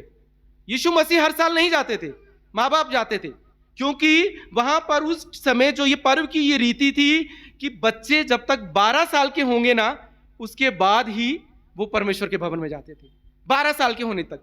क्यों था? क्योंकि 12 साल जो है ना, 12 के बाद जब 13 में पहुंचते हैं ना, तब उनकी टीनेज शुरू होती है, तब वो ना किशोरा अवस्था में उनकी शुरुआत होती है। 13 के बाद 12 तक वो बच्चे रहते हैं, 13 तक उनकी ना सब कुछ उनका चेंज होना शुरू हो जाता है, उनके विचार, उनके हार्मोन्स। और पता है जब आपके बच्चे जब 12 साल के होते हैं, कौन सी क्लास में होते हैं? 6th या 7th में होते हैं। आपको पता है उस टाइम उनको फिजिक्स, केमिस्ट्री और मैथ ना और बायो सब उनको लग जाता है, उनको सब स्कूल में पढ़ाया जाता है टेक्स्ट में। और हम सोचते हैं हमारा बच्चा छोटा है, स्कूल में सब पढ़ाया जा रहा है। बहुत जरूरी है जो वहां वो सीख रहा है ना, ये परमेश्वर का वचन आपके बच्चे 12 साल की उम्र में समझना और सीखना शुरू कर दें, जो परमेश्वर के भवन में उनको सिखाया जाता है। जब वो बच्चे आपके पूछते हैं ना आपसे, कभी कभी हमें लगता है अरे मेरे बच्चे ने पूछ लिया, चुप कर। कैसे चुप कर, तुझे कुछ नहीं पता। बताओ उनको। अगर वो वहां बैठा है ना कि बोलेगा अगर ये तुम लोग सब इधर प्रभु मेज ले रहे हो, हमको उधर क्यों बिठाया है, उनको बताओ प्रभु मेज का मतलब क्या है। जब फास्टिंग में आते हो ना, अपने बच्चों को बताओ फास्टिंग क्यों कलीसिया में रखी जाती है, क्यों हम फास्टिंग करके आते हैं, ताकि जब वो मुश्किलों में पड़े ना, वो उपवास रखे और जाने की उपवास रख के हम जब खुदा के पास जाएंगे, परमेश्वर मैं अपनी सारी पुरानी बुराइयों से छूटूंगा और परमेश्वर की आवाज सुन पाऊंगा। बहुत जरूरी है, अपने बच्चों को बताइए सिर्फ परमेश्वर के भवन में लाए। क्यों रात की प्रार्थना जरूरी है, उनको पता होना चाहिए। लंबी प्रार्थना के लिए मत बिठाइए, 2 घंटे 1.5 घंटे की प्रार्थना में बच्चे नहीं बैठेंगे, वो आप करिए, पर बच्चों के साथ 5 मिनट की प्रार्थना करनी बहुत जरूरी है। ये अपनी रीत बनाइए। आपका छोटा बच्चा है, अगर वो गोद में है तो माँ बाप का काम है रात को सोने से पहले उन पर हाथ रखकर प्रार्थना करिए। ये आपकी रीत होनी जरूरी है। आपके बच्चों को पता होना चाहिए कि सुबह उठना है और स्कूल जाने से पहले प्रार्थना करनी है। उनको पता होना चाहिए घर में कोई नई चीज आई ना, हम इसके लिए प्रार्थना करेंगे। जब वो छोटी सी साइकिल के लिए प्रार्थना करेगा ना आज, तो बड़ा होकर वो कार के लिए भी प्रार्थना करेगा। नहीं तो बोलेगा, उसको प्रार्थना बोरिंग लगनी शुरू होगी, बोलेगा इसका कोई मतलब नहीं है, उसने बचपन से नहीं सीखा। और जिसने सीखा होगा वो कहेगा मेरे माँ बाप से मैंने सीखा, मैंने ये सीखा है, मेरा परमेश्वर मेरे साथ है और मैं तो जानता हूं अब छोटी गाड़ी वो परमेश्वर बड़ी गाड़ी दे, ये सब कुछ तो उस खुदा के अनुग्रह से। तब वो अपने ऊपर कभी घमंड नहीं करेगा। परमेश्वर ना मुझसे आपसे वो कह रहे हैं माँ बाप होने की ना अपनी जिम्मेवारियां समझो। यहाँ दाऊद भजन संहिता 71 में मुझे और आपको उस उम्र में पहुंचकर जब वो चीजें समझने लगा, जब उसको साफ समझने लगी, लोग समझने लगे, उसको हर चीज समझ आने लगी कि खुदाबंद ये तो सब कुछ चलता रहेगा, ये लड़ाइयां चलती रहेंगी, कल बाहर थी आज घर के अंदर हो गई हैं, ये तो चलेगा ही चलेगा, ये स्ट्रगल चलेंगे ही चलेंगे, ये परेशानियां चलेंगी, कभी मैं जीतूंगा कभी घर में हार जाऊंगा, पर मैं एक बात जानता हूं, मैं खुदा का अनुग्रह मेरे साथ है। मैंने अपने परमेश्वर से सीखा है, जब मैं छोटा था तब भी मैं वीणा बजाता था और दुश्मन भागता था, आज भी जब मैं अपने घर में उसकी आराधना करूंगा शत्रु मेरे घर को छोड़कर चला जाएगा। ये ना मुझे और आपको दाऊद यहां सिखा रहा है। यहां पर यीशु की ना मां मरियम और यूसुफ मुझे और आपको यहां सिखा रहे हैं। बाइबल कह रही है कि वो उसको लेकर गए। क्या जरूरत थी यीशु को लेकर जाने के लिए? मरियम को तो पता था ना ये तो परमेश्वर के अनुग्रह से हुआ है। वो तो बोल सकती थी अरे ये तो परमेश्वर के अनुग्रह से हुआ है, ये तो बुद्धि से पहले से सीखा हुआ, यीशु को परमेश्वर के भवन लेके जाने की जरूरत नहीं है, ये तो खुदा के अनुग्रह से हुआ। आप कहेंगे अरे मेरे बच्चा, अरे हम तो घर की प्रार्थना। अगर मैं आपसे कहता हूं अगर आप उनको परमेश्वर के भवन में नहीं लाएंगे ना, वो क्या बोलेंगे एक दिन, अरे रात को प्रार्थना करते हैं ना, आपने तो कहा 2 या 2, जब 2 या 2 से ज्यादा खुदा के नाम से इकट्ठा हो तो मैं तो उनके बीच में रहता हूं। तो बच्चे तो रात की प्रेयर में हम है ना, क्यों हम 6 दिन काम करके संडे 7वें दिन चर्च में जाएं? क्यों जरूरत है इसकी? क्यों जरूरत है? ये उनको पता होना चाहिए क्यों जरूरत है। नहीं तो बोलेंगे 7वां दिन हमारे प्लान है पापा, हमारे दोस्त हैं, और भी लाइफ है पापा, और भी काम है, मैचेस भी संडे को ही होते हैं। ठीक है मैचेस होते हैं, पर कोशिश करो जब ना हो तब वो दोस्तों के साथ नहीं जाएं, परमेश्वर के भवन में आए। अगर आप नहीं सिखाएंगे तो वो जाएंगे और उनको सब बेकार लगेगा, बोरिंग लगेगा, और फिर वो वहां उनमें नहीं बने रहेंगे। आप कोशिश करते रहो, फिर कुछ नहीं होगा। 24-25 का कोई कुछ नहीं सीखता। अगर छोटों में बीज डालोगे, आपको सिखाना पड़ेगा, आपको कल्टीवेट करना है तो आपको सिखाना पड़ेगा। यहां पर लिखा है कि मरियम और यूसुफ उनको लेकर गए।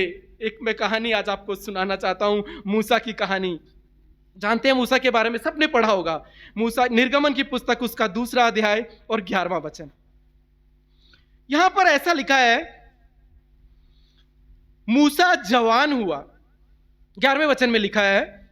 चलो इससे पहले हम लोग 10वां वचन भी पढ़ेंगे निर्गमन की पुस्तक। अगर सब खोलिए, अगर सबके पास बाइबल है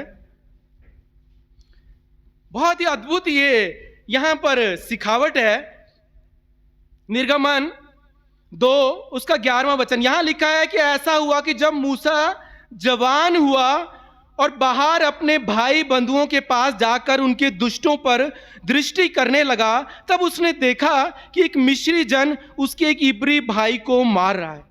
और इससे पहले हम 10वें वचन में देखते हैं, वहां पर लिखा है जब बालक कुछ बड़ा हुआ तब वह उसे फिरौन की बेटी के पास ले गई और वह उसका बेटा ठहरा, और उसने यह कहकर उसका नाम मूसा रखा कि मैंने इसको जल से निकाला है। कौन लेकर गई? मूसा की मां यकोबेद और उसकी बहन मरियम उसे फिरौन की बेटी के पास लेकर गई। फिरौन की जो बेटी है उसको मूसा पानी में से मिला, पर वो इतना छोटा था मूसा कि वो उसको पाल नहीं सकती थी। तब उसने वहां पर एक धाई को बुलाया, एक ऐसी स्त्री को जिसको वो पैसा देंगी और वो उसको दूध पिलाएगी। और एक यकोबेद इस संसार में ना इकलौती माँ है जो अपने बच्चे को दूध पिलाती थी और उसकी मजदूरी लेती थी। दुनिया की इकलौती माँ है यकोबेद। और यहाँ पर क्या हुआ? यहाँ पर लिखा है 11वें वचन में कि ऐसा हुआ कि मूसा जवान हुआ, और 10वें वचन में लिखा है जब वो थोड़ा बड़ा हुआ, मतलब उससे पहले उसको एक जगह दी गई थी जहां पर यकोबेद अपने बच्चे को दूध पिला रही थी और वहां पर वो बड़ा हो रहा था, वहां पर वो पल रहा था, पर वो किसी को बता नहीं सकती थी कि ये मेरा बेटा है। अगर बताएगी तो बेटा भी खतरे में और मां भी खतरे में, वो नहीं बता सकती थी। और ये वो क्योंकि दोनों को नुकसान हो सकता था।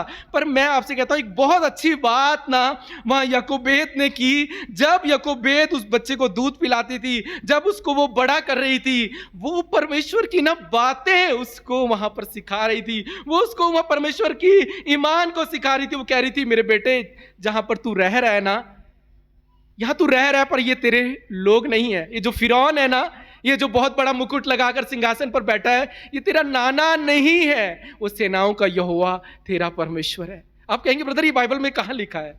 मैं आपको बताता हूं। क्या आगे 10वें वचन में क्या लिखा? जब बालक बड़ा हुआ तब वो फिरौन की बेटी उसे ले गई अपने पास, वो उसकी बेटी के पास लेकर गई और वो उसका बेटा ठहरा, और उसने यह कहकर उसका नाम मूसा रखा कि मैंने इसे जल से निकाला है। पर 10वां वचन यहीं खत्म हो जाता है और 11वां वचन में लिखा है, समझिए इस वचन को, 11वें वचन को लिखा है ऐसा हुआ कि जब मूसा जवान हुआ और बाहर अपने भाई बंधुओं के पास जाकर उनके दुखों पर दृष्टि करने लगा। अरे ये मूसा को कैसे पता चल गया कि ये मेरे भाई बंधु हैं? मूसा को कैसे पता चला बताइए आप? मूसा को तो फिरौन के घर में पाला गया, वो तो महल में पाला गया, वो तो पानी में से मिला। तो मूसा को पता कैसे चला कि ये मेरे भाई बंधु हैं? जरूर वो माँ जो है ना, जब उसे दूध पिलाती हुई होगी ना, तो सिर्फ दूध नहीं पिलाती थी, वो अपना ना फर्ज निभा रही थी कि बेटा जहां तू पल रहा है ना फिरौन के महल में, ये तेरा परमेश्वर नहीं है, तेरा परमेश्वर तो सेनाओं का यहोवा है। वो विश्वास उसके अंदर वो माँ डाल रही होगी, तभी जब वो बड़ा होता है, जब वो फिरौन के महल में आता है और उसके बाद जब अपने लोगों को देखता है तो वो कहता है कि इस फिरौन के इस धन से ज्यादा मेरे लिए जरूरी है मेरे लोगों के साथ उनके दुखों में मैं सहभागी हूं। और इसलिए बाइबल कहती है कि मालूम है कि अपना पौलुस को ये लिखना पड़ा, इब्रानियों में लिखना पड़ा मूसा के बारे में कि उसने उस फिरौन की बेटी जो थी उसका पुत्र होने से इनकार कर दिया, और उस विश्वास के कारण बाइबल कहती है उसने अपने लोगों के साथ उनके दुख में सहभागी होना बेहतर समझा। वो विश्वास कहां से आया? कभी सोचा है कि विश्वास कहां से आया? जब वो माँ उसे दूध पिलाती हुई होगी ना, तो उसे वो बताती होगी कि बेटा तू यहां रह रहा है, पर ये फिरौन तुम्हारा नाना नहीं है, तुम्हारा तो परमेश्वर सेनाओं का यहोवा है। आज मैं आपसे कहता हूं जब आपके बच्चे छोटे हो ना, यकोबेद के समान उनको बच्चों को बताइए कि सेनाओं का यहोवा तुम्हारा परमेश्वर। अगर आप नहीं बताएंगे तो फिरौन आपके बच्चों को गोद लेने के लिए तैयार है। आज भी ये संसार फिरौन है, अगर आप नहीं बताएंगे संसार बताएगा, आप नहीं बताएंगे संसार बताएगा। फिरौन गोद लेने के लिए तैयार है, और फिरौन का जो महल है वो संसार की चकाचौंध दिखाता है। और फिरौन की बेटियां आज भी आपके बेटों को ना वो हड़पने के लिए वो तैयार है। फिरौन के बेटे आपके बच्चों को बर्बाद करने के लिए तैयार हैं, पर आप माँ बाप हो, आपको ये बताना होगा अपने बच्चों को, छोटे में से, कि बेटा, मेरी बेटी, आपको पता है कि सेनाओं का यहोवा तुम्हारा परमेश्वर है, उसे छोड़कर किसी परमेश्वर को और कोई परमेश्वर है ही नहीं। तुम्हें ये सिखाना होगा, ताकि जब तुम्हारे बच्चे फिर जब जवान हो जाएंगे, मैं आपसे कहता हूं, अपने बच्चों को बचपन में सिखा देंगे ना, और जब वो जवान हो गए, फिर वो फिरौन के महल में भी रहे, आपको डरने की जरूरत नहीं है। वो फिरौन के महल में रहेंगे, पर उनको पता होगा कि हमारा परमेश्वर तो सेनाओं का यहोवा है, हमारा परमेश्वर सेनाओं का यहोवा है। मूसा की कहानी, याकूब हमें यूसुफ की जो मरियम मुझे और आपको आज बता रहे हैं, यिशे और उसकी दाऊद की माँ मुझे और आपको सिखा रहे हैं। दाऊद ने ऐसे ये नहीं लिखा कि मैं बचपन से सीखता आया हूँ। यीशु के बारे में ऐसा नहीं लिखा गया कि वो बचपन से खुदा के अनुग्रह में, खुदा की बुद्धि और समझ में बढ़ता चला गया। मूसा के बारे में ऐसे नहीं लिखा, वो तो बड़ा ही खूबसूरत था, उस माँ ने समय पर उसको छुपाया, जब समय आया उसको ओपन कर दिया। एक समय आएगा आपको बच्चों को इस संसार में खोलना पड़ेगा। आप अपने बच्चों को हमेशा आप अपने घर में रख नहीं सकते, एक दिन आएगा आपको खोलना पड़ेगा। और जब वो खुलें और बाहर संसार में जाएं और संसार के हो जाएं, अगर आपको बचना है तो आपको जब वो घर में है ना, तब आपको सिखाना होगा, बताना होगा आपको, ताकि एक दिन आपके बच्चों को फिरौन गोद ना ले ले। मैं जब से कहता हूँ, फिरौन तो आज मोबाइल पे ना आपके घरों में बैठा है। आपको आज फिरौन को बाहर जाने की जरूरत नहीं है। आप जितना वचन नहीं सिखाते, उतना मोबाइल अपने बच्चों को हाथ में देते हो, और वहां फिरौन बताता है कि ये संसार तुम्हें लेने के लिए तैयार है। मैं आज आपसे कहता हूं, छोटे में सिखाइए। आज बच्चे एडवांस नहीं है, शुरुआत से ही बच्चे एडवांस हैं। शुरुआत से ही वो बच्चे संसार की बातों को बहुत जल्दी सीख लेते हैं। आपको, आपके बच्चों को, आपकी जिम्मेवारी है कि आपको सिखाना है, ताकि मेरी तो ये प्रार्थना है कि मेरी कलीसिया और हम कह सके दाऊद के समान कि खुदाबंद, मैं तो बचपन से सीखता आया हूं। मेरे बच्चे कह सके कि मेरे माँ बाप के द्वारा मैं बचपन से सीखता आया हूं, खुदा के भवन से मैं बचपन से सीखता आया हूं, और मैं तो उसका प्रचार करता रहूंगा। और मैं तो अपनी आने वाली पीढ़ी के लिए भी, वो दाऊद कहता, जो पीढ़ी उत्पन्न होने वाली है, खुदा मैं उनको भी तेरे वचन का प्रचार करूंगा। ये बहुत जरूरी है मुझे और आपको समझना। अगर फिरौन हमारे बच्चों को गोद ले ले, उससे पहले हम उनको सिखाएं। कलीसिया में लाइए, यहां लिखा है, वो उनकी एक रीत थी, यूसुफ और मरियम लेकर गए। वो खुद हर साल परमेश्वर के भवन जाते थे। आपको भी ऐसा नहीं लगना चाहिए, अरे परमेश्वर के भवन आए 2 वीक 3 वीक आगे, अरे बहुत हो गया ना, अभी मन उछट रहा है, बच्चों का भी मन, बड़ों का भी, चलो बाहर चलते हैं। मैं आपसे कहता हूं, बने रहिए, बने रहिए, बने रहिए, निरंतर बने रहिए, और यही आप सुरक्षित हैं। और फिर आप अपनी आने वाली पीढ़ियों को भी देख पाएंगे, उनके साथ भी आप आशीष के भागीदार हो पाएंगे। मैं आपसे अपनी गवाही बांटना चाहता हूं। परमेश्वर ने अभी मुझे बोला कि बोलो, हमारे को प्रभु में आए, हमारा जो बेटा हुआ, समझ लो कि आयुष माँ के गर्भ में आया और हमारा उद्धार हुआ, हमने बपतिस्मा लिया दोनों ने एक साथ। और उसके बाद हम लोग ओजर आ गए। ओजर आने के बाद हमें कलीसिया क्या होती है हमें तो पता लगा। जब हमारा बैप्टिज्म हुआ, राजस्थान में कोई कलीसिया नहीं थी, वहाँ पर एक स्कूल था, उसमें ऊपर एक जो स्कूल के टीचर थे, वो ही एक हॉल में परमेश्वर का वचन लेते थे। 2-3 परिवार थे, और वहीं पर हमारा बपतिस्मा हुआ। जब हम यहाँ आ गए ओजर में, मैं आपको बताऊँ 2005 की बात है, 2006 जनवरी से हमने नासिक में हमने चर्च आना शुरू हुआ। 2006, आज 20 साल हो गए हैं। मैं आपको बताता हूँ, 2006 ये ओजर हम जाते हैं ना, अभी आप लोग सब हमारे साथ गए, अभी ये 4 लेन है, ये सिंगल लेन थी, और वो भी पूरी टूटी हुई।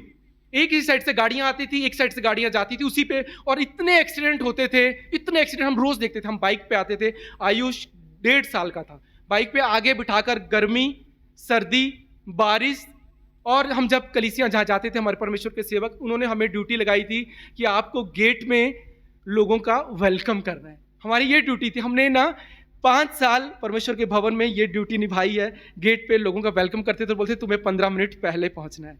और परमेश्वर हमें वहाँ गेट पर सिखाता गया। 9:45 बजे हम ओजर से आते, सिर्फ परमेश्वर की महिमा के लिए मैं आज आपको बता रहा हूँ।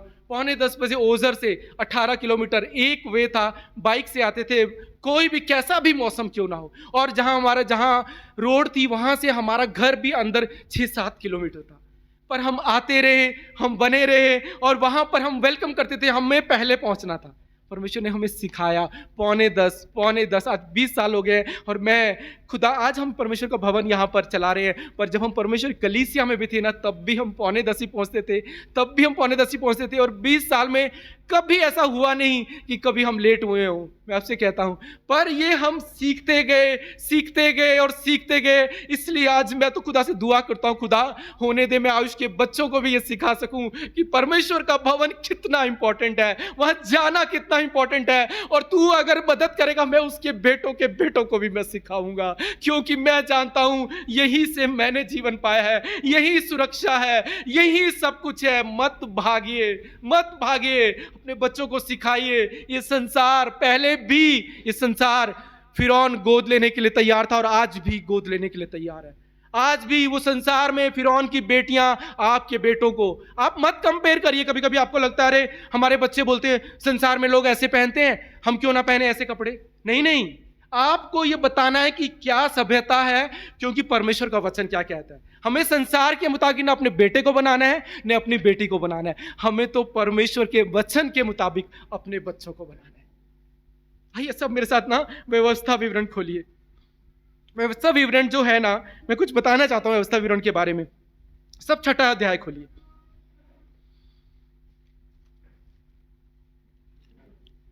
व्यवस्था विवरण जो है, ये जो पुस्तक है, ये मूसा ने दोबारा लिखी। आपको मालूम है ले व्यवस्था में मूसा ने सब कुछ लिख दिया था, पर व्यवस्था विवरण का मतलब है पुनः सारी व्यवस्था को वहां पर मूसा ने दोबारा लिखा, पूरे प्रॉपर तरीके से लिखा।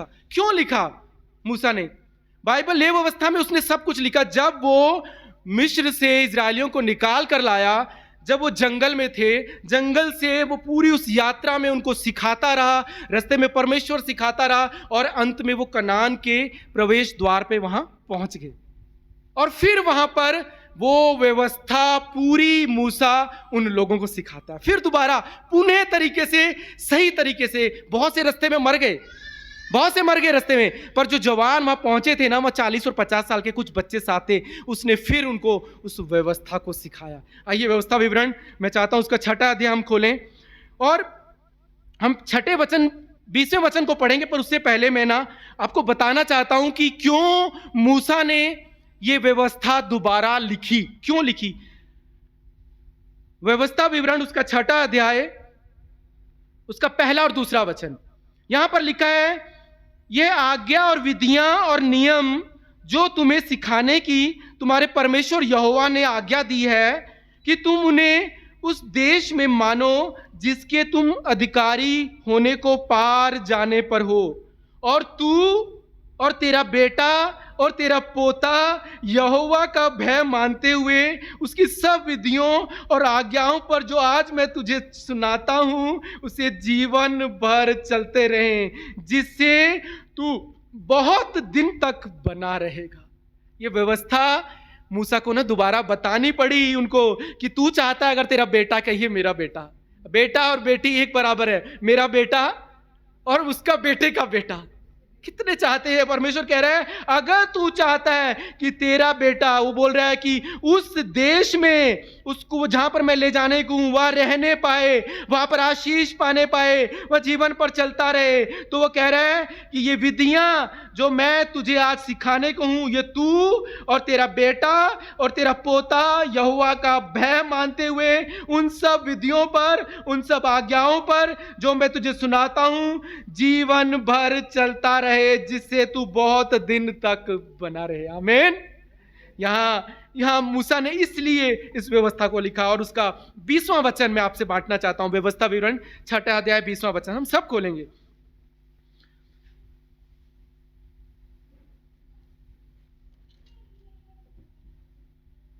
यहां पर लिखा है, फिर आगे को जब तेरा लड़का तुझसे पूछे कि ये चेतावनियां और विधियां और नियम जिनके मानने की आज्ञा हमारे परमेश्वर यहोवा ने तुमको दी है, इसका प्रयोजन क्या है।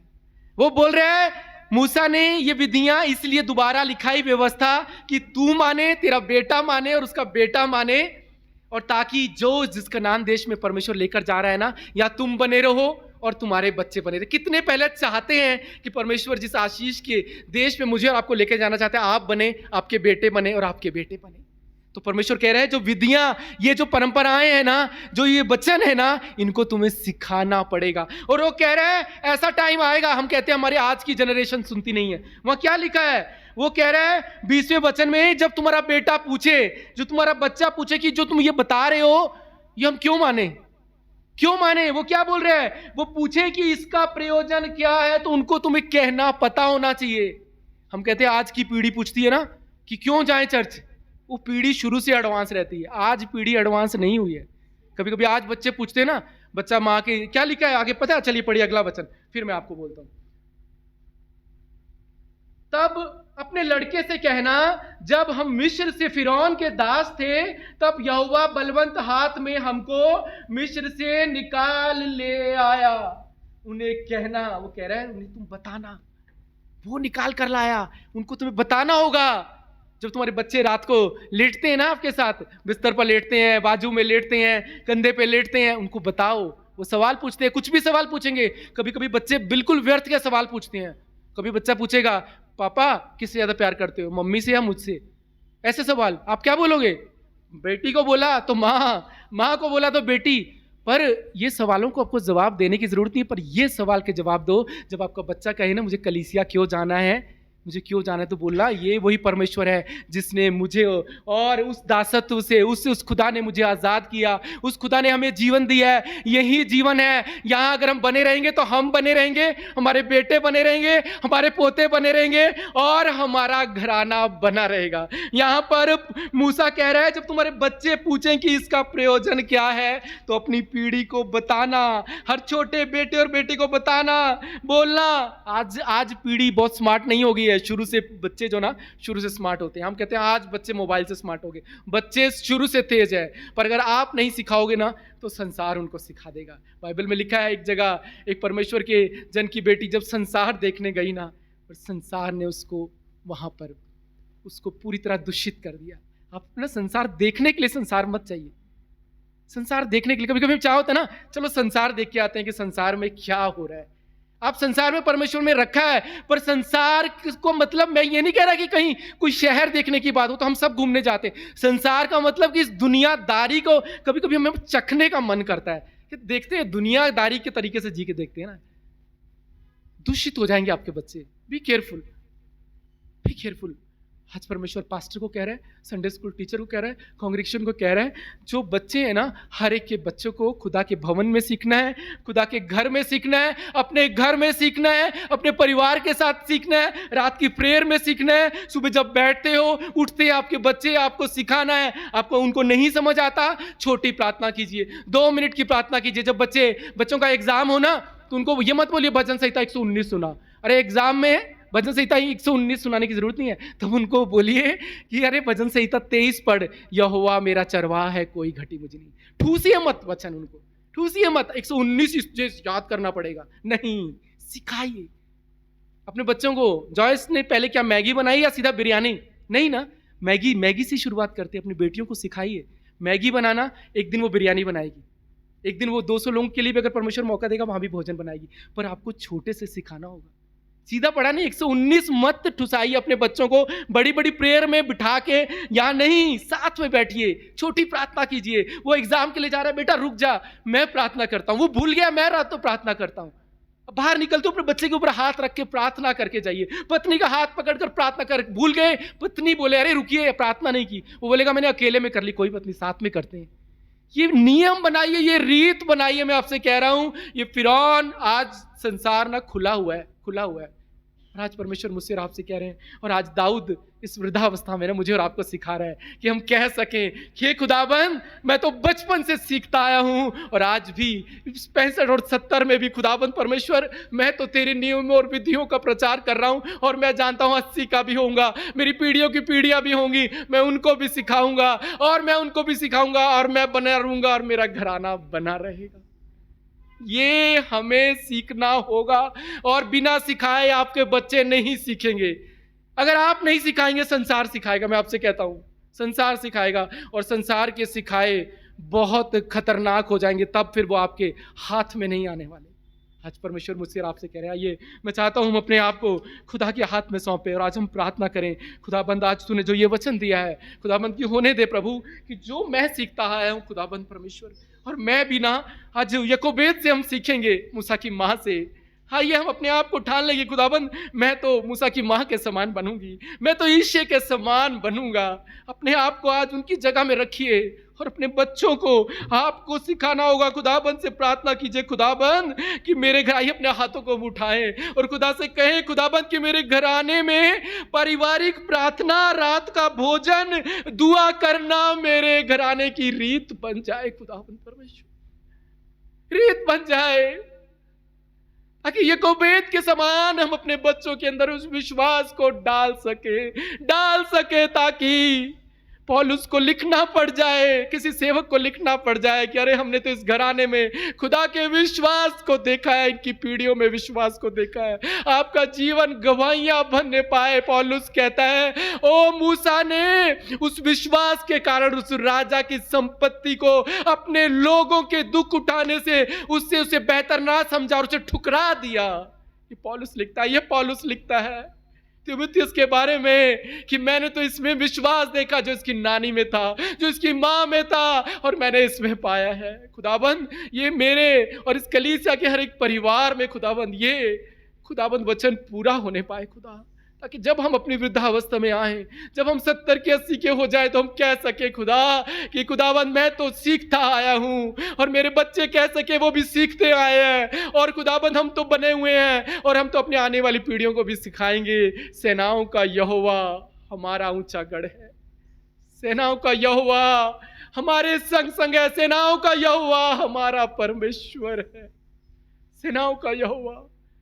आज पवित्र आत्मा मूसा की माँ के द्वारा, आज पवित्र आत्मा यीशु के माँ बाप के द्वारा, आज पवित्र आत्मा दाऊद के पिता यिशै और उसकी माँ के द्वारा आज खुदा मुझसे और आपसे कह रहा है, मेरे बेटे ये वचन जो दाऊद ने भजन संहिता 71 उस उम्र में लिखा, तुम्हारे जीवन में और मेरे जीवन में पूरा हो सके खुदा, और हम कह सके हमारी हर स्ट्रगल में, हमारे हर चैलेंजेस में, हमारे जीवन में इतने धोखे हुए खुदा, हमने बहुत उतार चढ़ाव देखे, पर मैंने एक बात जानी खुदाबंद कि तूने जो मैंने तो बचपन से सीखा, मैं सीखता रहा, मैं उसे पकड़े रहा और मैं बना रहा, और आज मैं जानता हूं कि जिस खुदा ने मुझे बचपन से सिखाया, आज तक स्थिर किया, आज तक संभाला, वो मेरे आने वाली पीढ़ियों और मेरे आने वाले घराने को भी वही संभालेगा, और मैं तो उनको भी ये सिखाऊंगा। सुलेमान कहता है कि बच्चों को वो शिक्षा दो कि बुढ़ापे में भी वो उससे ना हटेंगे, ताकि हमारे बच्चे भी बुढ़ापे में कह सके मैं तो बचपन से सीखता आया हूँ, मैं और अपना घराने के बारे में आप कह सके। आइए अपनी आखिरी सांस तक मूसा ने उस विश्वास को पकड़े रखा जो याकोबेद ने डाला था, जो यीशु ने डाला था, वो दाऊद ने अपने आखिरी सांस तक पकड़े रखा।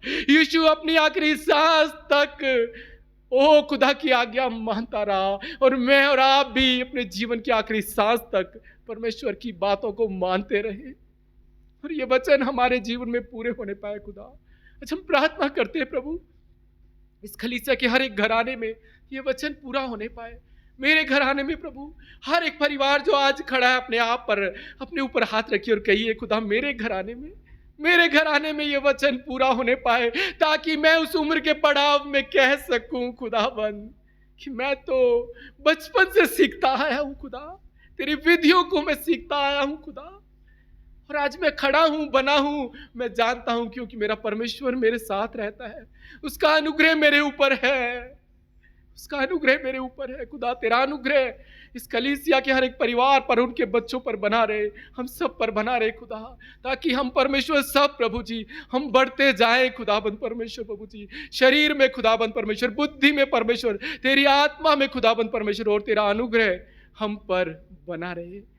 इस कलीसिया को प्रभु आज इस वचन के द्वारा तूने आशीष किया है खुदा, और हम आशीष हुए आज दाऊद की इस प्रार्थना के द्वारा कि हम भी आज कहते हैं खुदा, और विश्वास से कहते हैं खुदा कि हमने जो सीखा है हम सीखते रहेंगे और हम बने रहेंगे, और हर उम्र के पड़ाव में खुदा हम तो तुझे थाम कर चलते रहेंगे, और अपने आने वाली पीढ़ियों को देखेंगे, और आने वाली उत्पन्न होने वाली पीढ़ियों के लिए भी आज हम कहते हैं कि हमारे आने वाली जो पीढ़ियां उत्पन्न होने वाली है उनको भी हम तेरी इन गवाहियों को, इन तेरे वचनों का हम चर्चा बयान करते रहेंगे। खुदाबंद परमेश्वर प्रभु धन्यवाद देते प्रभु, हम सबको तेरे हाथ में सौंपते हैं, हम घटे और तू बढ़े, और तेरे वचन हमारे घरानों में पूरे होने पाए।